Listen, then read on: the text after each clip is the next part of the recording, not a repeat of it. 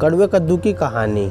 एक बार तीर्थ यात्रा जाने वाले लोगों का एक संग एक संत के पास पहुंचा और संत को भी तीर्थ यात्रा पर चलने के लिए आग्रह करने लगा, लेकिन संत ने तीर्थ यात्रा पर जाने से इनकार कर दिया। संत ने तीर्थयात्रियों को एक कड़वा कद्दू दिया और कहा, मैं तो आप लोगों के साथ नहीं जा सकता, लेकिन आप इस कद्दू को साथ ले जाइए और जहाँ जहाँ भी स्नान करें इसे भी पवित्र जल से स्नान करा लाएं। तीर्थयात्रियों ने बिना संत की बातों पर गौर किए उस कद्दू को उठाया और अपने साथ यात्रा पर ले गए। जहाँ जहाँ भी तीर्थयात्रियों का संग आ गया और स्नान किया, वहाँ उन्होंने कद्दू को भी स्नान करवाया। मंदिर में जाकर दर्शन किया तो कद्दू को भी दर्शन करवाया। यात्रा पूरी होने के बाद जब संत के पास वापस आए तो उन्हें कद्दू पकड़ा दिया। संत ने यात्रियों को भोज का निमंत्रण दिया। भोज में आए सभी लोगों का विविध पकवान परोसे गए। तीर्थ में घूमकर आए हुए कद्दू की सब्जी विशेष रूप से बनवाई गई थी। सभी यात्रियों ने खाना शुरू किया और सबने कहा कि ये सब्जी कड़वी है। इस पर संत ने आश्चर्य जताते हुए कहा कि ये सब्जी तो उसी कद्दू से बनी है जो तीर्थ स्नान कर आया है। बेशक यह तीर्थाटन के पूर्व कड़वा था, मगर तीर्थ दर्शन तथा स्नान के बाद भी इसमें कड़वाहट है। संत की ये बात सुन यात्रियों को एहसास हो गया कि उन्होंने तीर्थाटन किया है, लेकिन अपने मन को एवं स्वभाव को सुधारा नहीं, तो तीर्थ यात्रा का अधिक मूल्य नहीं है। महात्मा जी अपने कुछ शिष्यों के साथ एक जंगल में आश्रम बनाकर रहते थे।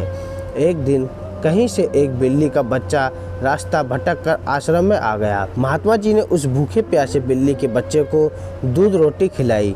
इसके बाद बिल्ली का बच्चा वहीं आश्रम में रहकर पलने लगा, लेकिन उसके आने के बाद महात्मा जी को समस्या उत्पन्न हो गई थी कि जब वे शाम ध्यान में बैठते तो वह बच्चा कभी उनकी गोद में चढ़ जाता, कभी कंधे या सिर पर बैठ जाता। तो महात्मा जी ने अपने एक शिष्य को बुलाकर कहा, देखो, जब शाम ध्यान पर बैठूं उससे पूर्व तुम इस बच्चे को दूर एक पेड़ से बांध आया करो। अब तो यह नियम हो गया। महात्मा जी के ध्यान पर बैठने से पूर्व वह बिल्ली का बच्चा पेड़ से बांधा जाने लगा। एक दिन महात्मा जी की मृत्यु हो गई और उनका एक प्रिय काबिल शिष्य उनकी गद्दी पर बैठा। वह भी जब ध्यान पर बैठता तो उससे पूर्व बिल्ली का बच्चा पेड़ पर बंधवा जाता। फिर एक दिन बिल्ली ही खत्म हो गई। सारे शिष्यों की मीटिंग हुई।